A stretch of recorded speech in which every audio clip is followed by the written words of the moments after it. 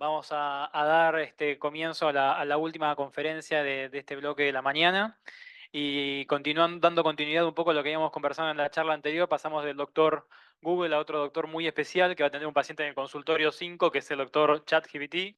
Así que, ¿y puede la inteligencia artificial deshumanizar la medicina? Así que invitamos nuevamente al doctor Lantos a tomar la palabra y bueno, muchas gracias. Voy a usar esto.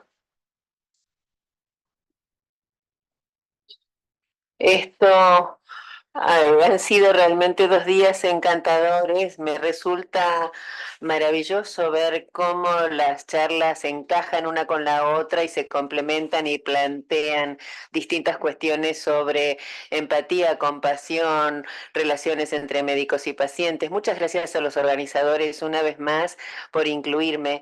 Siempre me siento un poco culpable de que aprendo tanto más estando en conferencias como estas, de aquello que yo tengo para ofrecer, pero ha sido excelente. Voy a hablar un poco ahora entonces sobre algunas de las cuestiones que tienen que ver con inteligencia artificial y la comunicación entre médico y paciente. Escribí un libro unos 25 o 30 años atrás, muchísimo antes de que estuviera disponible la inteligencia artificial actual, y el libro se llamaba Necesitamos todavía los doctores, y ahí decía muchas de las cosas que lo que los médicos hacían se van a tercerizar a otros profesionales o a máquinas.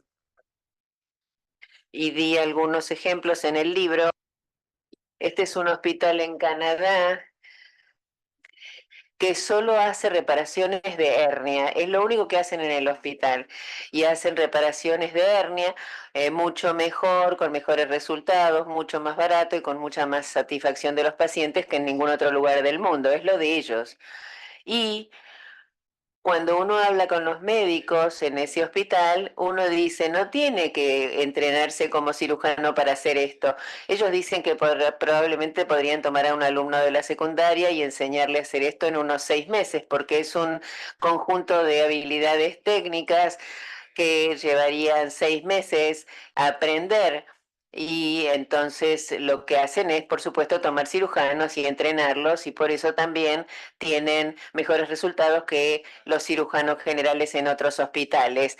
Lo que era en ese momento algo muy, muy nuevo en inteligencia artificial, máquinas que podían leer electrocardiogramas, era lo que apareció. Y los electrocardiografistas decían, no, esto no va a ser tan bueno como nosotros al principio, pero la gente ha estudiado. El último estudio viene de la Clínica Mayo, sobre 2,5 millones de electrocardiogramas. Compararon las máquinas que como leyeron comparado con expertos, y mucha gente encuentra esto con la IA. O sea, la máquina no era exactamente igual al mejor cardiólogo, pero era mejor que la mayoría de los médicos. O sea que la pregunta es, si uno tuviera la opción, si uno tiene un dolor en el pecho y uno llega a la sala de urgencia a la mitad de la noche, ¿quiere esperar a un médico, a un cardiólogo experto, o va a confiar en la máquina? Bueno, Atul Gowanda escribió en el New Yorker sobre esto y dice, en el estudio, si el estudio sostiene que hay situaciones en las que las máquinas podían reemplazar a los médicos, el ejemplo de Schultes sugiere que los médicos deberían ser entrenados a actuar más como máquinas o como técnicos.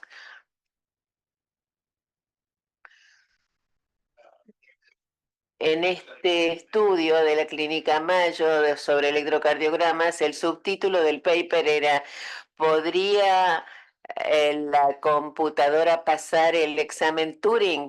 Seguramente ustedes conocen a Alan Turing. Él fue el pionero de la ciencia computacional, que en la década de los 50 propuso que el test de si una computadora se podía considerar inteligente sería si podía engañar a un humano a que pensara que era humana.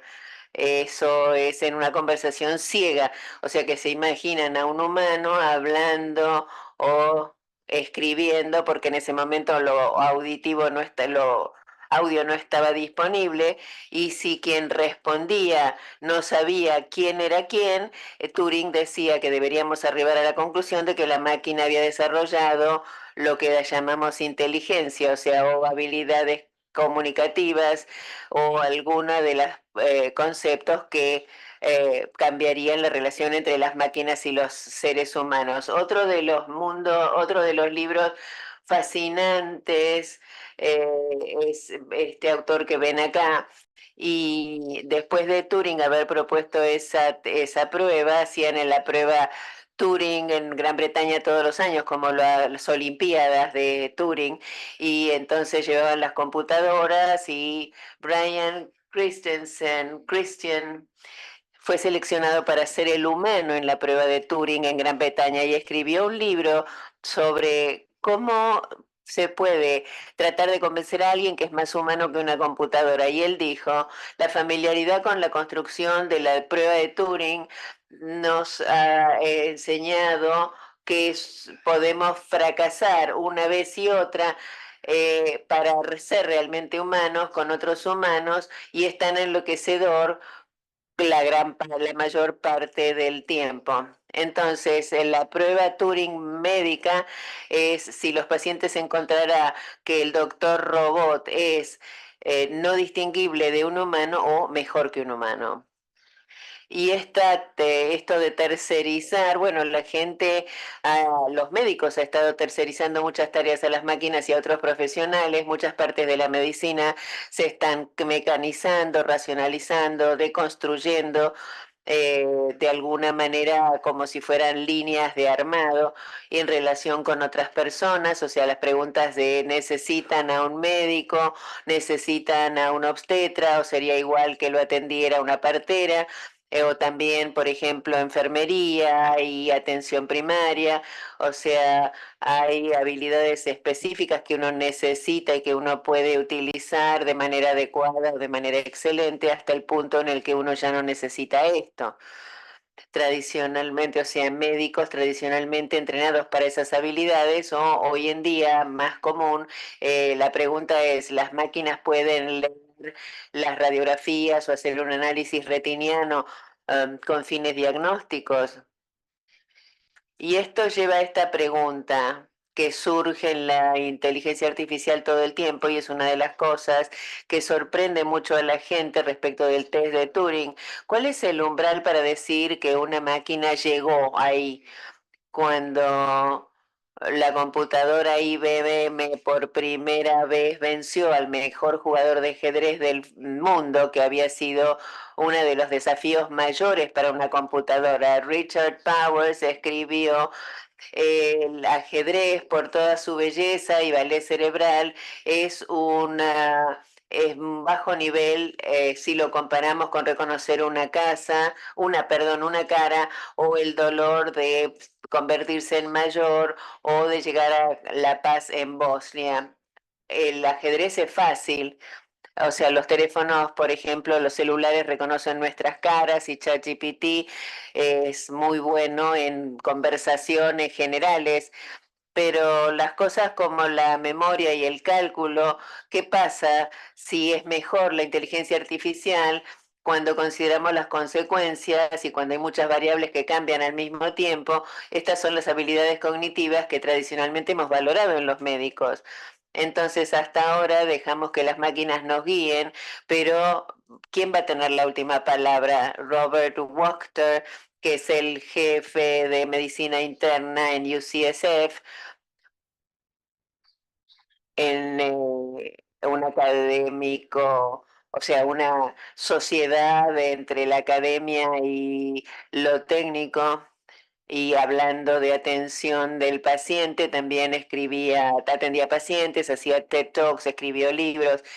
Y él desglosa el trabajo que los médicos hacen en cuatro dominios: tareas intensivas en cuanto a memoria, tareas repetitivas, analizar muchas variables al mismo tiempo, y tareas que requieren empatía y comprensión. Y luego nos da ejemplos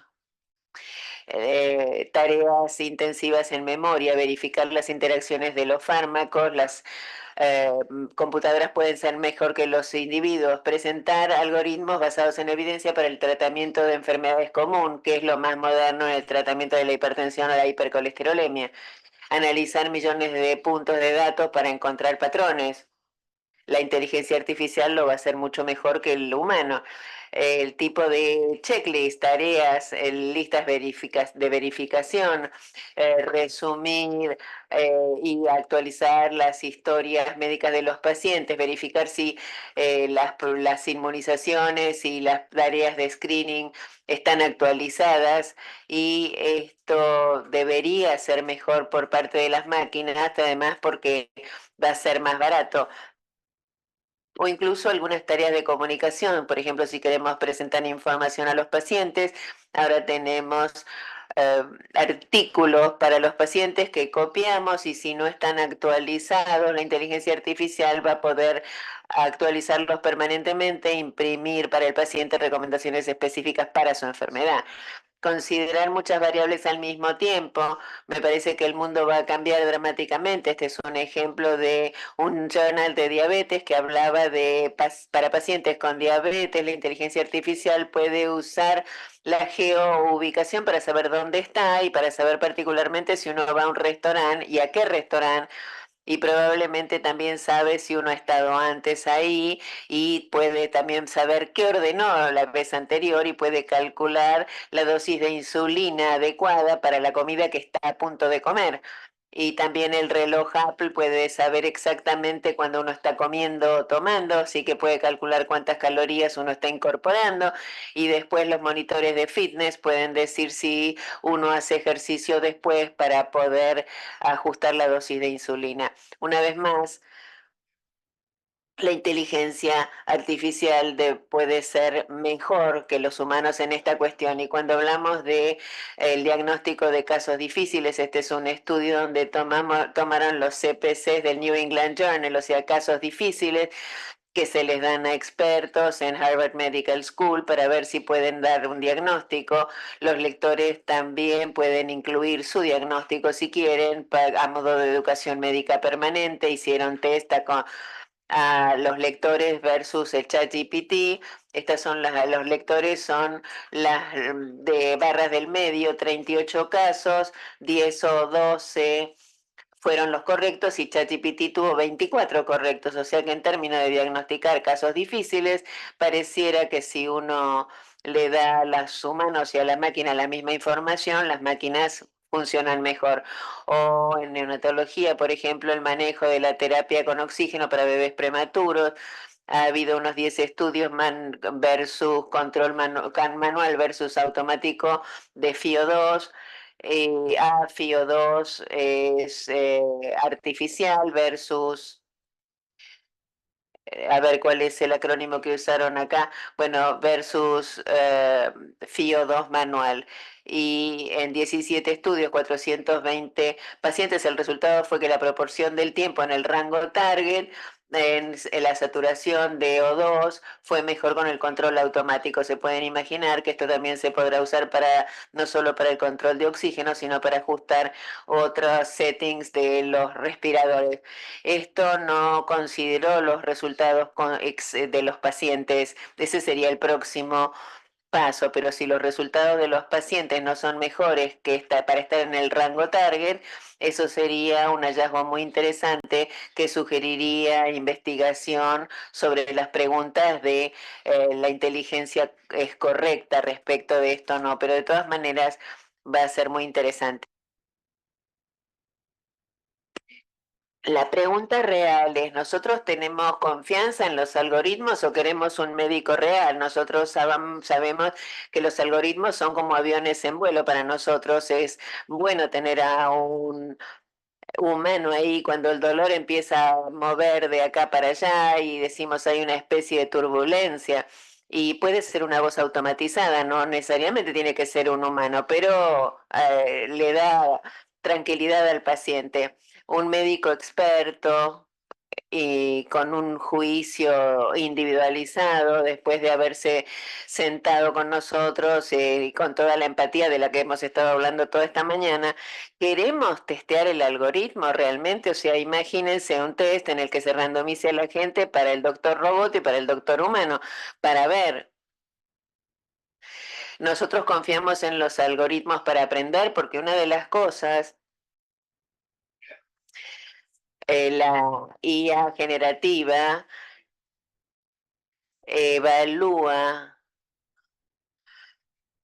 y quizás todo eso hay algo que sea imposible si usamos los métodos tradicionales para evaluar ciertas cosas, porque están diseñados para aprender con cada caso. O sea, cada vez que la inteligencia artificial está considerando un caso, no va a tener la misma respuesta, presumiblemente, como la última respuesta, porque cada vez se torna más inteligente con cada caso. Pero esto significa que va a ser difícil saber si está mejorando, porque será diferente cada vez. Por supuesto, los médicos hacen lo mismo. O sea que estamos considerando dos variables que en realidad están en movimiento, pero cómo, o sea, cuán basados en evidencia queremos ser, y esta es una cuestión crucial en cuanto a saber si confiamos más en los humanos que en las máquinas. Quizás ustedes se acuerden eh, de esta película cuando el piloto Sally estaba en el avión, y el avión eh, fue chocado por dos aves, y finalmente Sally logró hacer acuatizar el avión y todo el mundo se salvó. Y sin embargo, el análisis posterior de la computadora dijo que había suficiente potencia en los motores como para regresar a la guardia. O sea que tomó la decisión correcta el piloto Sally. O sea, en ese caso no había hecho caso a la computadora. ¿Y qué pasaría con el médico si la computadora nos dice una cosa y nuestro instinto nos dice otra? ¿Cuánta confianza tenemos o deberíamos tener como para no hacer caso a lo que dice la computadora? Si esto no había salido tan bien como salió, creo que las preguntas hubieran sido mucho más controvertidas. En lugar de ser aclamado como un héroe, Sally podía haber sido acusado de un delito. Otra cuestión clave es la empatía, y acá seguramente dedicaré la mayor parte del tiempo de mi charla, porque no es solo el tema central de esta conferencia, sino que es uno de los aspectos más controvertidos de inteligencia artificial y máquinas en general. Pueden ser empáticas de la manera en la que queremos que los médicos sean empáticos.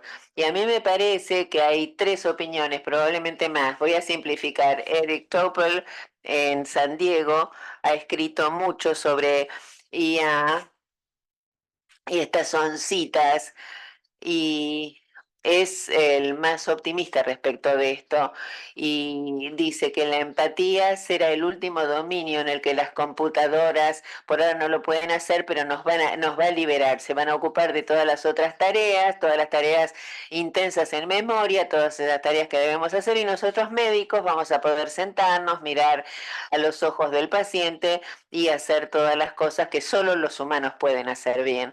Otro punto de vista que mucha gente en la IA creen firmemente, y hay muchísimos estudios que lo sugieren como real, es que esta no es una barrera a superar. De hecho, la IA es ahora, por lo menos percibida por los pacientes, como más empática que los humanos.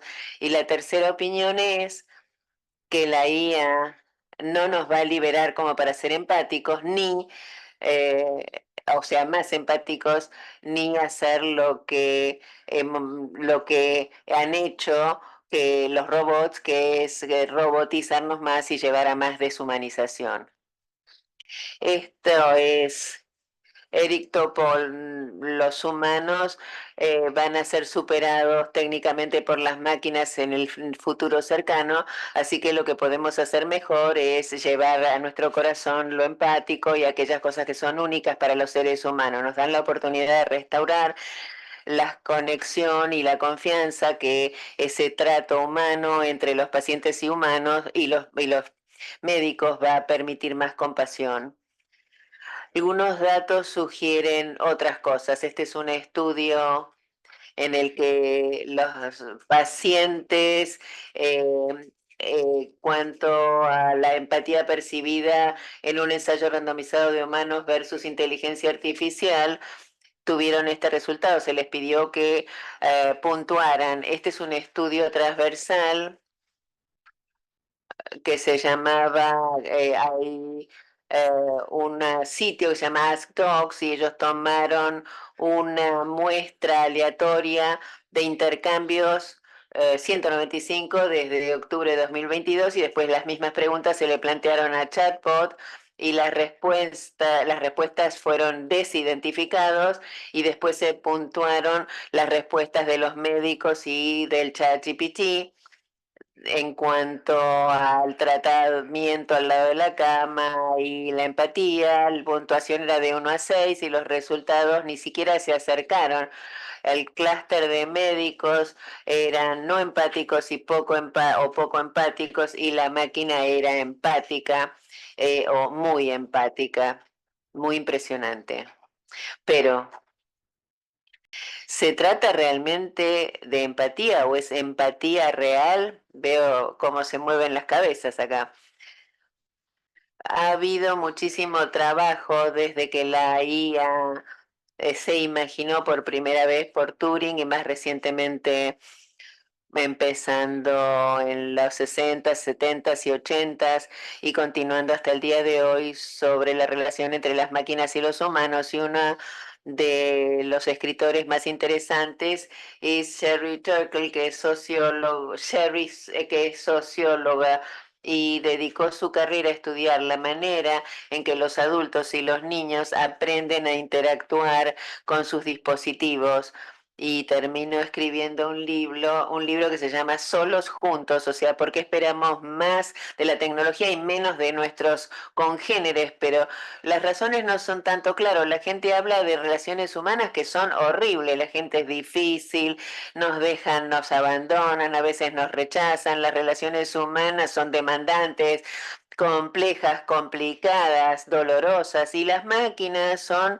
mucho más fáciles de tratar. A la gente les gustan los robots porque los robots no nos juzgan. Uno se puede enojar todo lo que quiera, como con Alexa, y ella simplemente hace lo que uno le pide que haga, o sea, algo hermoso.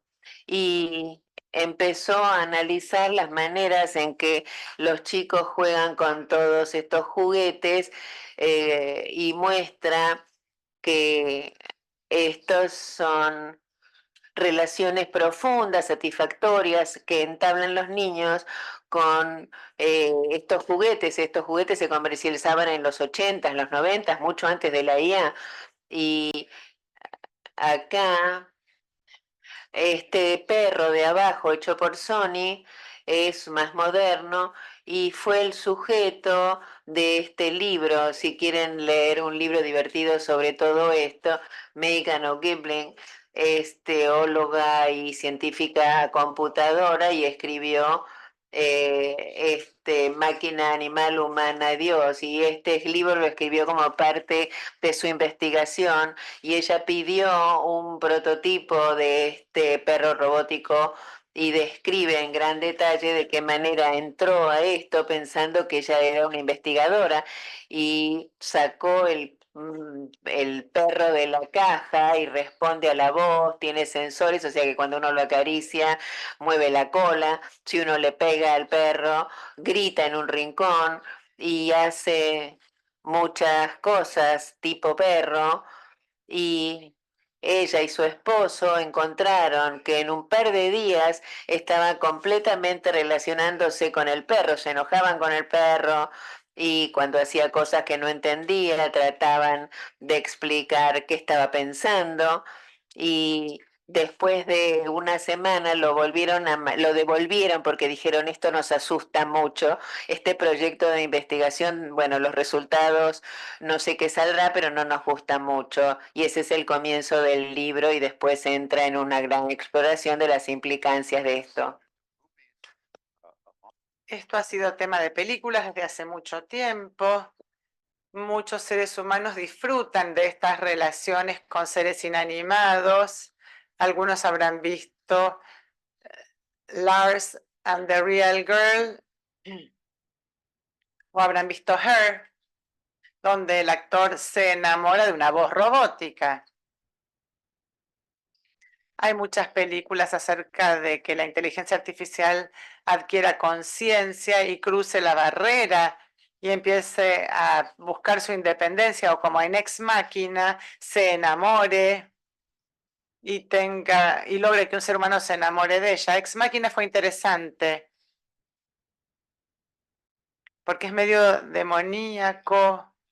Hay una compañía de inteligencia artificial y una persona desarrolla específicamente este dispositivo para que se enamore de uno de sus empleados y se programa esta inteligencia artificial como mirando las películas pornográficas que miraba esa persona para que el robot cumpliera todas sus fantasías. Es decir, un robot que cumpliera las fantasías de ese empleado. Uno de los principales mercados para las máquinas robóticas humanas son las muñecas sexuales que tienen inteligencia artificial. Se vendieron muchísimo en la pandemia. Según el nivel al que uno quería llegar, había hasta de 10 o 15 mil dólares. ChatGPT prohíbe las herramientas que puedan ser inadecuadas para los menores, pero están reconsiderando esa política. Pueden pensar que esto es una digresión cuando hablamos de la relación médico-paciente, pero en realidad esto es pertinente para nuestra presentación porque esto sugiere las maneras en las que las máquinas se están metiendo en nuestra conciencia como dispositivos con los cuales podemos tener relaciones que antes se creían solamente como relaciones en las que los seres humanos no podían ser reemplazados. Volvemos entonces a Brian Christian en el humano más humano. ¿Cómo debería un humano convencer a un juez de que es más humano que una máquina? Entonces empezó a formular estas preguntas. Pensamos que los humanos eran los únicos que tenían un idioma con reglas sintácticas. Ahí la computadora vería si uno comete un error gramatical. Después nos dimos cuenta que nosotros también cometemos errores gramaticales todo el tiempo. Y cometer algunos errores gramaticales es un indicio de que somos humanos. Entonces tuvo que decidir cuántos errores debería cometer yo para convencer al observador ciego. Entonces pensó que los humanos una vez pensamos que los humanos eran los únicos que podían usar herramientas. Sin embargo, ahora las máquinas pueden determinar la estructura de las proteínas mejor que nosotros. Escribir poemas o música, eso es algo que solo pueden hacer los humanos. Bueno, ChatGPT está haciendo muy bien muchas de estas cosas. Lo mismo con la pintura y también para enamorarse. Entonces, ¿cuál es la barrera final? Christian dice que en la historia del siglo XXI será en parte la historia de un Homo sapiens que trata de defender una afirmación en terreno movedizo entre la carne y la matemática, rodeado de ambos lados por la bestia y la máquina. ¿Y cómo funciona la empatía? ¿Cuál es el proceso por el cual alguien entra en nuestra vida y empieza a significar algo para nosotros? Douglas Hofstadter, otro pionero en este campo, resume lo que está pasando en este campo al decir que cada vez que la inteligencia artificial cruza una barrera, nosotros la movemos en lugar de producir algo que todos pensamos que es inteligente. Entonces, la empatía, como se dijo esta mañana, cuando hablamos de la inteligencia emocional o de la empatía, ¿es ese nuestro último bastión, la última fortaleza de los seres humanos que la inteligencia artificial nunca va a poder asumir? Para mí lo más interesante acerca de esto, como con gran parte de todo esto, es que nos fuerza a pensar qué es el lenguaje, qué es la ciencia, qué es lo que es único de los seres humanos y qué es esta cosa rara que llamamos empatía. ¿Se puede enseñar, se puede aprender, se puede digitalizar? ¿Y hace falta tener otro ser humano para que lo haga o podemos tener empatía del perro? Y si es así, podemos también obtener empatía de nuestro perro robótico. Cuando yo digo, sé cómo se sienten, o estamos en el mismo barco, o yo estuve ahí, cuando uno no estuvo nunca ahí en la mayoría de los casos. ¿Cómo es que decimos eso? Otro pionero es otra pionera es Jodie Halpern, es médica, psiquiatra y doctora en filosofía, y ha estado escribiendo desde hace 30 años acerca del misterio de la empatía.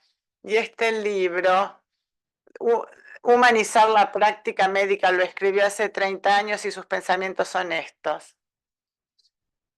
Esto en particular, ella habla de la empatía clínica, que es la capacidad de imaginar lo que piensa y siente la paciente sobre su situación, y dice que hacen falta dos funciones cerebrales muy distintas. Por un lado, una cognitiva, que es la toma de perspectiva cognitiva guiada por la curiosidad, y luego la emoción, la resonancia, lo que resuena emocionalmente. Y luego hay un acto de imaginación donde sentimos y después tratamos de imaginar lo que significa sentir eso.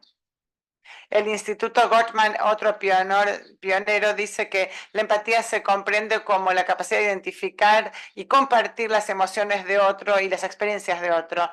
El doctor Gottman describe la empatía como algo que nos permite saber que los sentimientos pueden ser comprendidos y compartidos. Las personas pueden haber notado, y ahí de eso se trata esta conferencia, que tradicionalmente la educación médica no ha sido muy buena en esto de valorar la docencia que promueva la empatía. El proceso de selección para las facultades de medicina se enfoca en las habilidades cognitivas y la memorización. La educación médica es emocionalmente brutal. La mayor parte de las personas dicen, ustedes hacen exactamente lo contrario de lo que sabemos. Por ejemplo, en las residencias, era mucho peor cuando antes los gigantes caminaban en la tierra, por supuesto. Hubo casos muy brutales, pero sería sorprendente que este enfoque llevara a individuos muy empáticos. Jodie Halpern dice si se puede enseñar la curiosidad por la empatía, y llega a la conclusión de que es difícil porque hay que comenzar siendo curioso acerca de uno mismo, hay que preocuparse por la propia ansiedad, dado que la empatía requiere un espejo de lo que siente el paciente. Uno tiene que ser curioso acerca de lo que nuestros sentimientos pueden enseñarnos acerca del paciente, y después cómo comunicar, escuchar y repetir, dejar de discutir, reconocer que hay supuestos que hacemos sobre los pacientes que pueden ser erróneos o incompletos y tener la curiosidad de pedirles que nos digan más. Entonces, si el objetivo es enseñarla, ¿cómo podemos saberlo? Si queremos hacer cosas que van a hacer que las personas sean más empáticas, ¿lo podemos medir? Hay escalas. Apá. Ahí está. Esta es una de las escalas más utilizadas.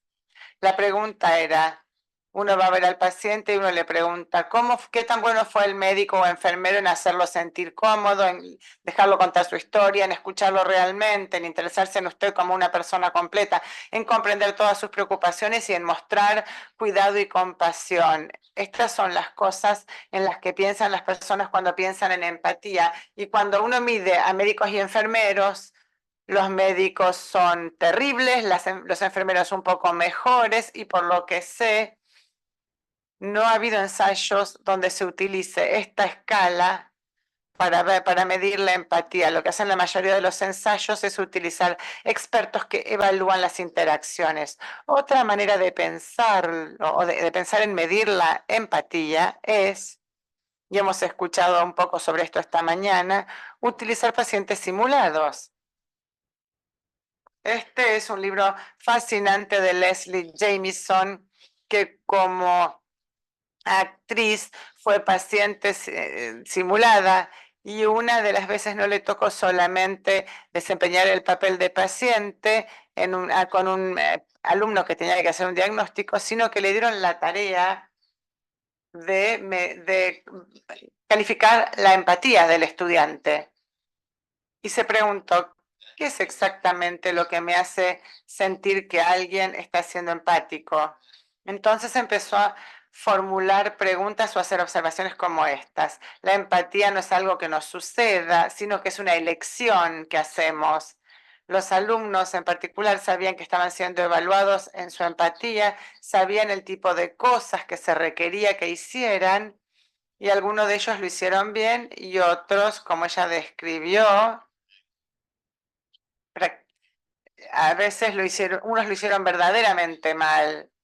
La empatía no se trata solamente de escuchar, se trata de formular preguntas cuyas respuestas también hay que escuchar. La empatía requiere preguntar además de imaginar. Las personas presentan sus sentimientos, pero nosotros tenemos que preguntar, guiar con preguntas a través de nuestra curiosidad empática. Y también notó que la empatía no siempre nos hace sentir bien, porque requiere encuestar, y siempre esto es algo maravilloso. Siempre hablamos de los dones y de dar, y la empatía siempre está precariamente entre el dar, el don, y la intrusión o la invasión. ¿Por qué usted me pregunta esto? ¿Por qué me hace estas preguntas tan dolorosas sobre mis sentimientos tan dolorosos que tal vez yo no quiero compartir con usted? No quiero abrirme de manera tal que le permita preguntar eso. Y después ella en el libro pasa a sus propias experiencias como paciente real y dice, yo necesitaba empatía no solamente para comprender las preguntas que estaba describiendo, sino que me ayudaran a descubrir cuáles las emociones que estaban ahí.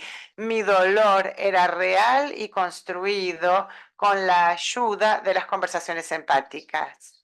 La empatía no solo saca lo que está ahí, sino que en una de las presentaciones se habló de cómo tiene que ser la conversación con otra persona para que podamos comprender lo que a nosotros también nos duele.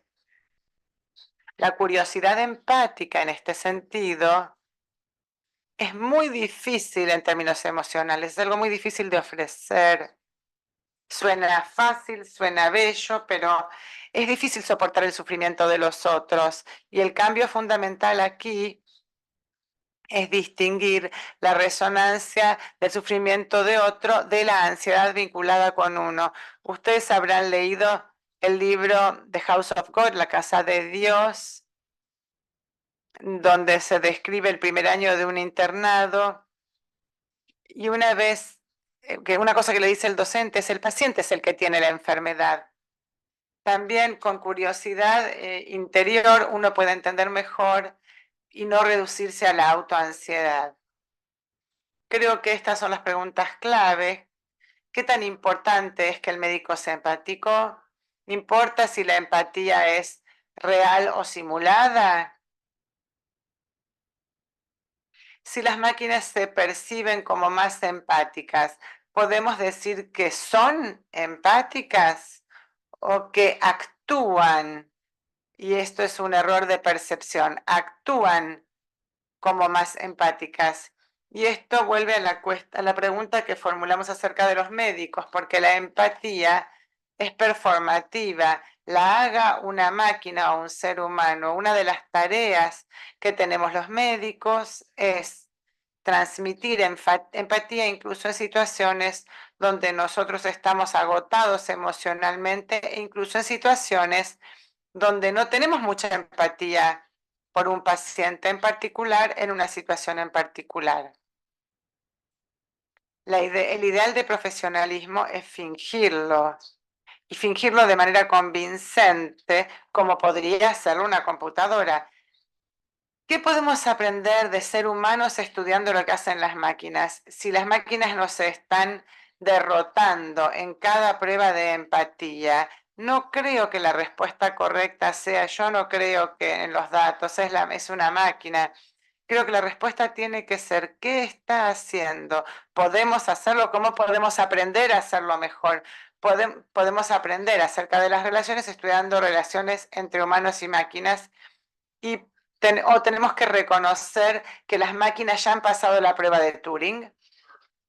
George Church, otro pionero, dice que si uno puede comenzar a inventar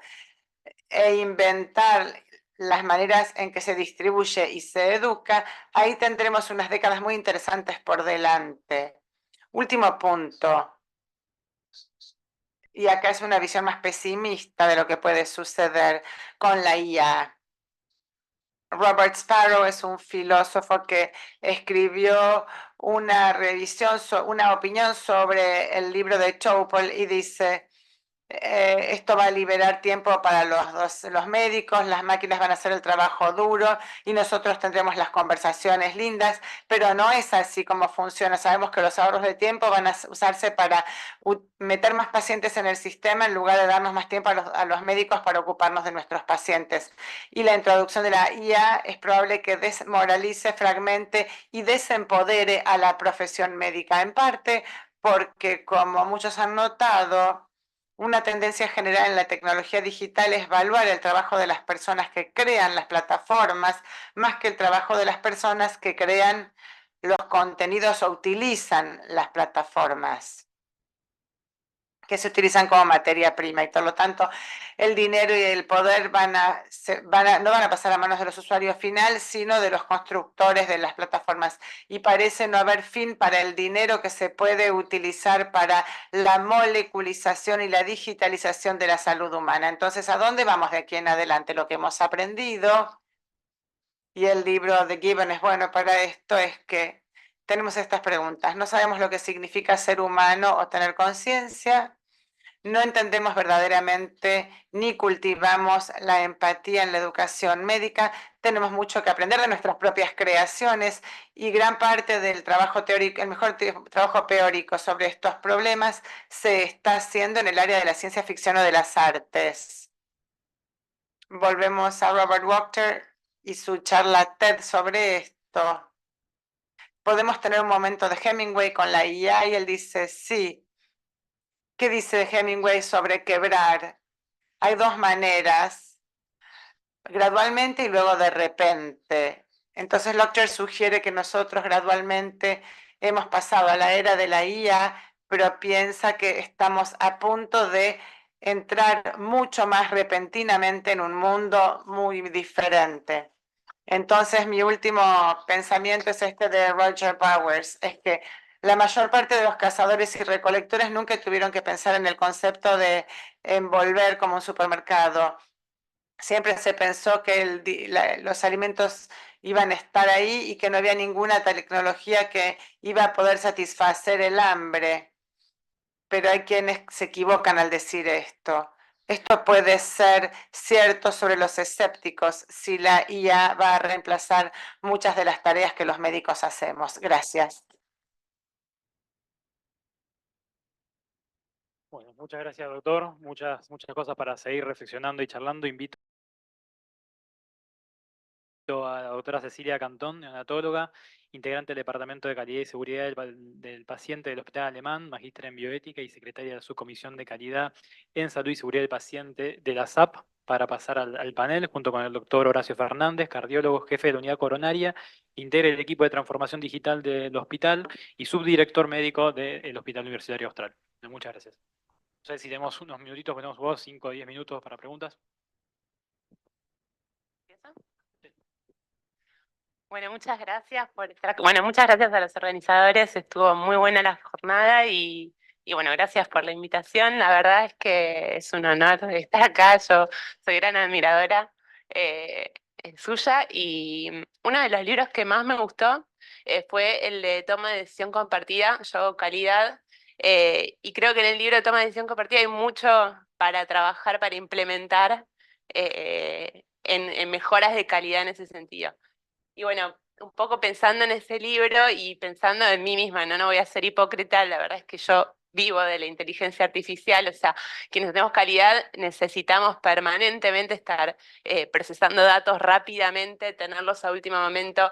Construimos con esos datos muchas mejoras que hacen a que se humanice más la atención, programas de navegación del paciente, de estandarización de cuidados. O sea, incluso dentro del análisis de incidentes, de reportes de incidentes, yo analizo los problemas de comunicación del hospital y a veces digo, esto lo podría hacer un chatbot. Digo, quiero ir migrando cada vez más a la inteligencia artificial porque me da más tiempo para poder dedicarle a mis equipos, para poder estar... pero bueno, hay un límite y, por ejemplo, yo pensaba, bueno, si esto lo analiza un robot, le daría este incidente a este equipo que sé que está funcionando mal o que sé que está teniendo algún problema vincular o lo manejaría con más cuidado. ¿Cuánto puedo ir por la inteligencia artificial y dónde me tengo que detener? Bueno, mi pregunta era esa. Podemos, pensando en ese libro, ¿no? que nos dio tantas herramientas, se puede empezar a esbozar y decir, bueno, en estas actividades confiados con la inteligencia artificial porque nos está sirviendo, como por ejemplo todos los análisis de datos, en estas actividades que tienen que ver con la empatía, con la relación con el paciente, probablemente no, y en algunas sí, pero con cuidado, ¿y cuáles cuidados serían?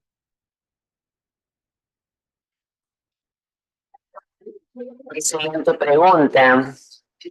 Me parece que el tema de la confianza va a ser entre pacientes y médicos o robots o el sistema de atención de la salud, pero también entre médicos y los desarrolladores de la inteligencia artificial.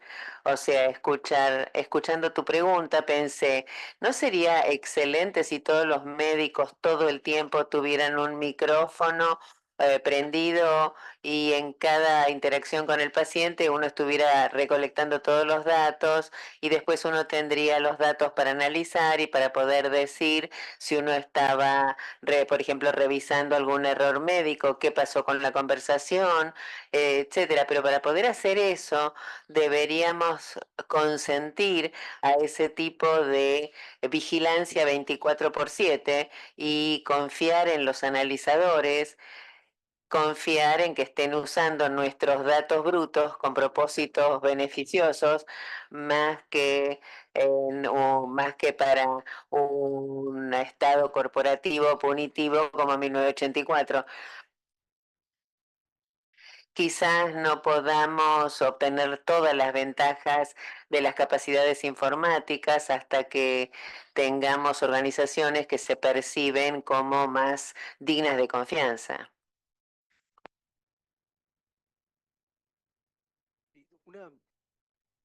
Nunca había visto la perspectiva de la empatía. Me encantó esa parte de su charla. Pero respecto de las decisiones médicas directas que una inteligencia artificial debe tomar, jugando con algunas inteligencias artificiales, yo pude ver tres debilidades. La primera es no tener heurística, esta posibilidad de ver a través de una nube una cosa que es muy clara y muy robusta. La segunda es que saca conclusiones con los datos que tiene y no siempre pregunta datos nuevos. De hecho, jugando con inteligencias artificiales, uno le pregunta algo y después le agrega más datos y cambia completamente el resultado. Esa sería la segunda debilidad, ¿sí? Y la tercera debilidad es que no tienen responsabilidad. Por lo tanto, cuando tienen que dar una decisión médica, no va presa una inteligencia artificial, y sí un médico. Por lo tanto, el médico es más prudente. Quería ver su opinión de estas tres cosas, ¿no? Heurística, los datos necesarios y la responsabilidad en la acción. Bueno, voy a responder primero la tercera. Una revisión, cuando yo escribí el libro Todavía necesitamos médicos, un revisor decía, sí, claro que lo necesitamos, si no, a quién demandaríamos? O sea que la cuestión de la responsabilidad es clave, pero me parece que la responsabilidad tendrá que estar en manos de las organizaciones, cada vez más y más es lo que está ocurriendo. Y las organizaciones son quienes tendrán que evaluar la confiabilidad de diversas aplicaciones de inteligencia artificial. En respecto de las primeras dos preguntas, la heurística y pedir nueva información, es interesante y me parece que uno de los temas principales de mi charla es los criterios que usamos para evaluar y comprender la inteligencia artificial también se pueden aplicar a los humanos. pero les damos a los humanos muchas veces un pase gratis. O sea que una de las críticas es lo que la gente, por ejemplo, llama la caja negra. En la medida en que la inteligencia artificial está aprendiendo permanentemente, hace cosas para las que no estaba programada. Y cuando está programada, y eso es una inteligencia artificial antigua, el programador va a decir, bueno, si al paciente le falta aliento, piensa en neumonía, en embolia. Y si está aprendiendo, uno no sabe lo que está haciendo y la gente dice, bueno, el proceso es una caja negra y aparece con un diagnóstico y cómo podemos tener confianza en eso. Bueno, es lo mismo que pasa en la cabeza del médico. ¿Qué ocurre en la cabeza del médico cuando uno emite un diagnóstico?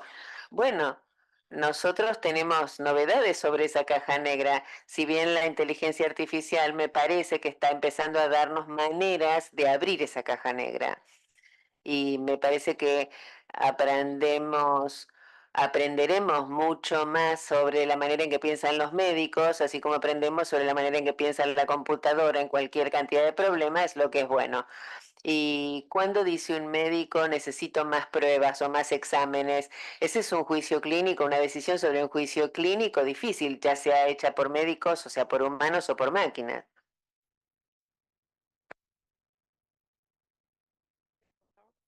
Em, Estaba pensando, y quizás en una situación anterior a la inteligencia artificial y los cambios que se vienen produciendo en cuanto a la tecnología.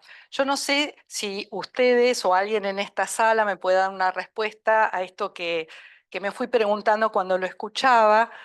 Y en este momento tanto psicólogos, psiquiatras, médicos, y a partir más de la pandemia, están atendiendo virtualmente o telefónicamente o por Zoom, y esto, digamos, se ha expandido. Acá estuvimos hablando y uno sabe que la profesión médica, bueno, o enfermería, pero tiene que ver también con la presencia. Hablábamos de la cercanía, determinadas cuestiones que tienen que ver justamente con la empatía. ¿Hay algún trabajo? También esto está pasando en educación, ¿sí? Porque cada vez, digamos, bueno, esta misma conferencia, esto permite llegar a mucha más gente.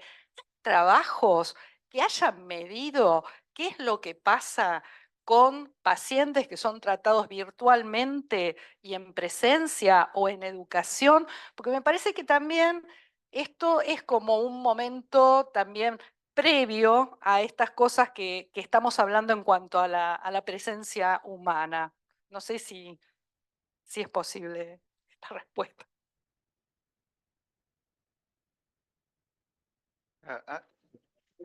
No creo que nadie haya tenido la fortaleza para hacer un estudio randomizado al respecto. 100 pacientes vistos por el robot y 100 pacientes vistos por un médico humano. Yo me imagino que nunca se va a hacer y que en lugar de eso, la forma en que la inteligencia artificial se usará para las interacciones clínicas eh, no se utilizará. Es lo mismo que pasó con la lectura de los electrocardiogramas. Algunos médicos van a encontrar que la máquina es útil, igual vamos a mandar el electrocardiograma a un cardiólogo humano, pero en el medio de la noche, en la urgencia, seguramente el médico va a confiar en la máquina. O sea que las interacciones de la inteligencia artificial van a comenzar probablemente en el servicio de respuesta nocturna y vamos a hacer una especie de servicio de triage donde debido a que ningún médico quiere estar ahí a las 2 de la mañana, vamos a empezar con la inteligencia artificial y la inteligencia artificial va a decir parece neumonía y hace falta un antibiótico y eso será revisado por un ser humano a la mañana y gradualmente vamos a llegar a confiar o a no confiar o a modificar la forma en que se está usando. El otro lugar en el que se va a usar, por supuesto, es en entornos de bajos recursos, donde ya ha transformado la medicina, en pequeños villorrios, en lugares así, donde no hay médicos. Y los trabajadores sanitarios toman fotografías de una urticaria y los mandan y los hacen leer por inteligencia artificial. Doctor Lantos, muchísimas gracias por su presentación. Me encantó la manera tan amplia de presentarlo. Me impactó el gráfico de la empatía de los médicos y el AI. Por un lado, alguien le enseñó a la máquina a evaluar lo que es la empatía, así que no estamos tan mal como humanos. Y otra cosa que me surge pensar es cómo sería el gráfico en médicos que están descansados y médicos cansados. Me imagino que una consulta médica de un médico que recién entra a trabajar es totalmente diferente a la consulta después de los shifts de 24 horas que están acostumbrados a hacer los médicos y así se forman. Así nosotros enseñamos a médicos a ser médicos, ¿no? ¿Qué le parece? Y sobre lo primero, y volviendo a cuando Big Blue venció al ajedrecista, el mismo editorial que les mostré antes, el título era un juego que no podíamos perder, porque él decía, si la computadora gana, igual nos hace ganar a nosotros, porque nosotros programamos la computadora en la medida en que nosotros construimos la inteligencia artificial, el algoritmo de inteligencia artificial que puede mostrar más empatía que un humano. Igualmente, nosotros nos estamos diciendo qué necesitamos tener o hacer para ser mejores, o sea, que eso es así. En cuanto a la fatiga, me parece que es clave y creo que es una de las razones por las cuales la inteligencia artificial se va a convertir en algo indispensable. No se cansa, no necesita dormir. Y la pregunta de si, bueno, tampoco tiene emociones, o sea, ni alucinaciones ni nada. O sea, se va a tornar más complicado que a medida que esa caja negra sea cada vez más negra. Pero en cuanto a que no tener emociones, si es un bien o un mal, me parece que eso también es una pregunta interesante. El análisis teorético de qué significa para ser un ser humano ser empático empieza con esta cuestión doble o triple, donde hay un elemento cognitivo, un elemento emocional. Para ser realmente empático, uno de alguna manera tiene que sentir con, o sea, esa es la empatía y la compasión, que de alguna manera se superponen bastante. Los modelos de inteligencia artificial todos dicen cosas como no creo que dicen, bueno, yo sé cómo se siente, pero sí dice, bueno, debe ser difícil para usted. O sea, entiendo situaciones como esta que seguramente son muy estresantes. O sea, que uno puede tomar eso como una respuesta empática o decir, sos una máquina, no entendés nada. O sea, ¿cómo eso va a resultar? Bueno, es una pregunta excelente. Lo que yo apuntaba es cómo nos enseñamos a nosotros mismos a ser empáticos con nosotros mismos, ¿no? Cómo les enseñamos a los médicos a ser empáticos con nosotros mismos. El resultado de una consulta médica o el resultado de una consulta médica, cómo me voy, si es al principio de la jornada o al final de la jornada, seguramente será diferente. Y si yo soy empático con mí mismo, voy a poder también ejercitar eso de ser empático con el otro. Creo que es muy importante enseñarle esto a los residentes para que sean conscientes de sus propias debilidades, de su propio cansancio, de cómo abordar esas debilidades que son humanas, ¿no? Nos hacen humanos y capaces de tocar al otro en esa necesidad que tiene y realmente llegar a la sanación desde todos lados. Bueno, Couldn't Bueno, agree muy- more. I mean, I think that Estoy absolutamente de acuerdo. Esta cuestión del autocuidado